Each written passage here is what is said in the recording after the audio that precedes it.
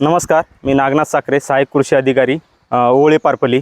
आपण यावर्षी पारपली येथे 10 हेक्टर क्षेत्रावर आपण नाचणी पिकाची लागवड करण्याचा आपण एक प्रोजेक्ट घेतला।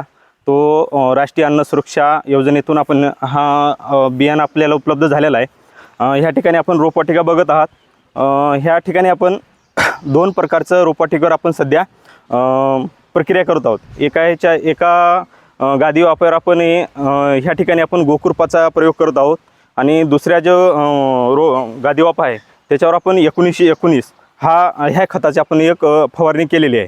तर आपण ह्या ठिकाणी अजून 8 दिवसानंतर परत आपण ह्या ठिकाणी बघणार आहोत आणि परत एकदा गोकुरपाची एकदा फवारणी होईल आणि त्यानंतर हे रोपं लावणीला तयार होतील। तसेच ह्या ठिकाणी पाणी फाउंडेशन गटामार्फत बी आपण ह्या ठिकाणी काम करत आहोत गावामध्ये।